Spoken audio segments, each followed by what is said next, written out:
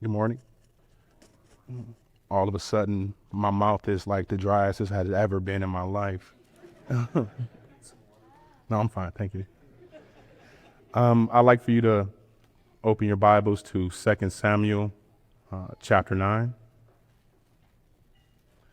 I would just like to this morning go over the kindness of God and the parallel between David and Mephibosheth and God and the believer.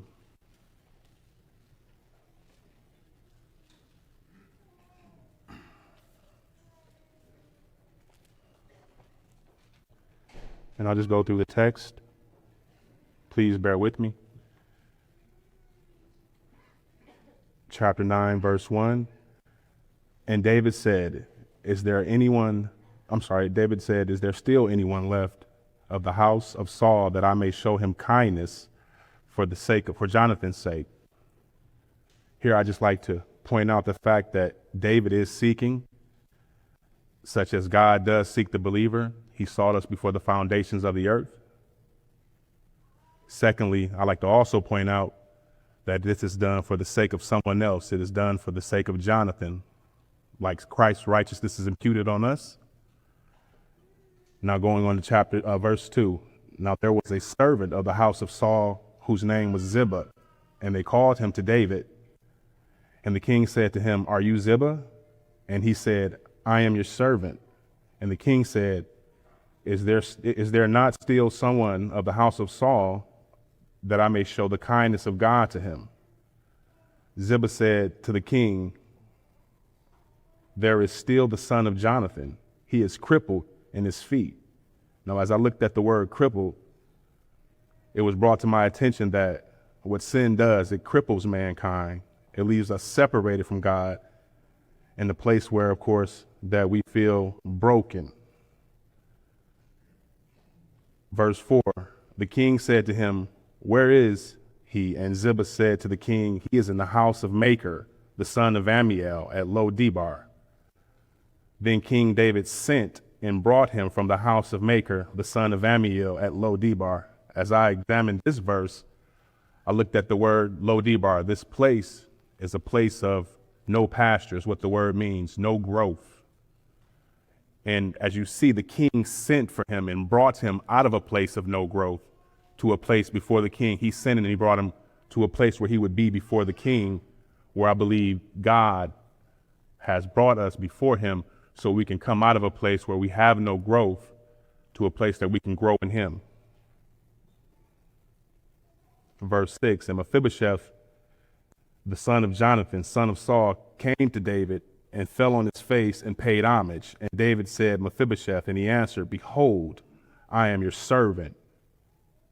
Here we're looking at a man who was brought before the king and rightfully knowing his place in front of the king, knowing that we are to pay homage. As I looked in another version of the ASV, this word homage is referred to as obedience. So he paid obedience to the king, rightfully going before him and laying before him prostrate. And of course, verse 7, and David said to him those wonderful words that we love to hear when prostrate before Christ, do not fear. As Christ said to Peter when he fell before him and said, Depart from me, I am a sinful man. Christ reached out as he has reached out to the believer and said, do not fear. And he says, For I will show you kindness for the sake of your father Jonathan, and I will restore you all the land of Saul, your father, and you shall eat at my table always. What great words. What great words. I will restore you. We have been separated due to sin from God, due to the fall. Here was a fall in the house of Saul. The kingdom was taken from him.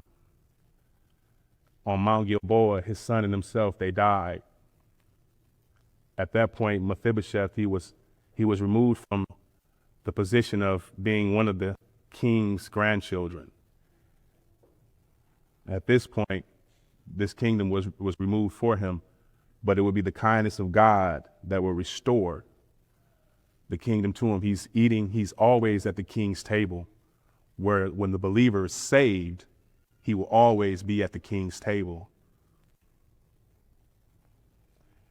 Verse 8, and he paid homage. There that word is again, homage. He paid homage to. He was obedient and said, what is your servant that you should show regard for a dead dog such as I? And I looked at that and I thought about, man, a dead dog such as I. And I would just definitely say that this is the place where God would bring a person when he realizes where he is in his sin. He's dead in his sin. And man, it's what a place to be, that the Lord would allow you to realize that and say, here you are, here's freedom, here is rest. Going on to verse 9.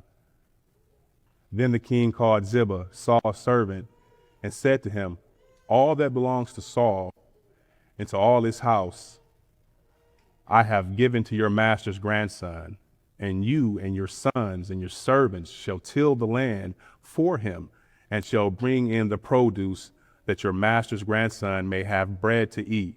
But Mephibosheth, your master's grandson, shall always eat at my table. Now Ziba had 15 sons and 20 servants.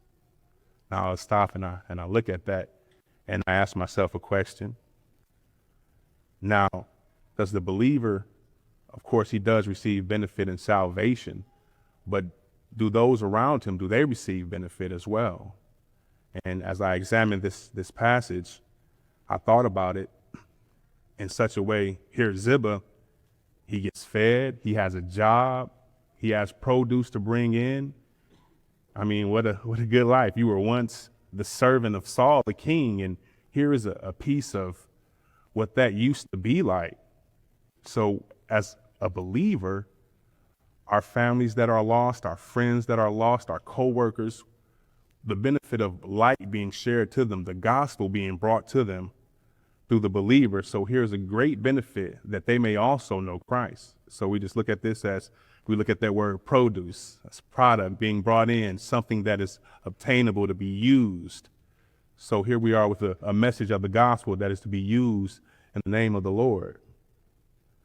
Now as we go on to verse 11, then Ziba said to the king, according to all that my lord the king commands his servant, so will your servant do. So Mephibosheth ate at the table like one of the king's sons. And I was like, wow. Mephibosheth eats at the table of the king like one of his sons. Here I believe this is a picture of adoption. The Lord has grafted us in to his family. We're sitting at the table of the Lord, but nonetheless, like one of his sons, we are in the family of the Lord as the believer. What a great place to be. Now, we go on to verse 13.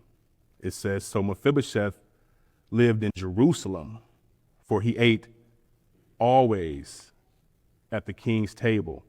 Now he was lame in both feet. Now first I thought about it, and I had to go back and do a little research. Saul's kingdom was in Gibeah, 3 miles outside of Jerusalem. So all that produce that's being brought in and all those preparations being made to apparently feed Mephibosheth, he won't even be there. This is a great benefit still to those who are around him.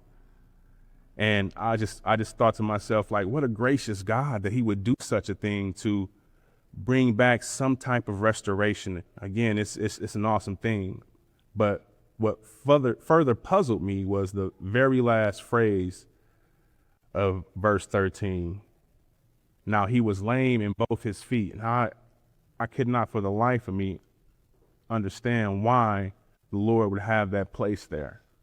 I mean, of course, earlier in the chapter, we've discussed that he was crippled. I mean, that's made very apparent, very clear.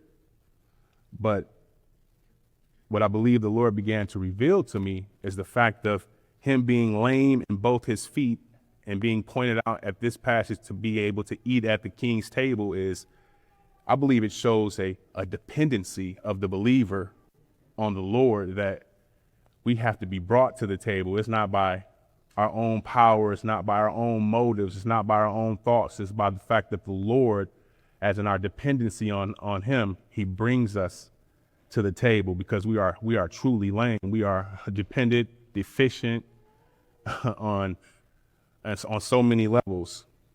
But just definitely wanted to bring that to light, that our utter dependency is definitely on the Lord. And these things that the Lord has revealed to me are great deals of his kindness and his love for us.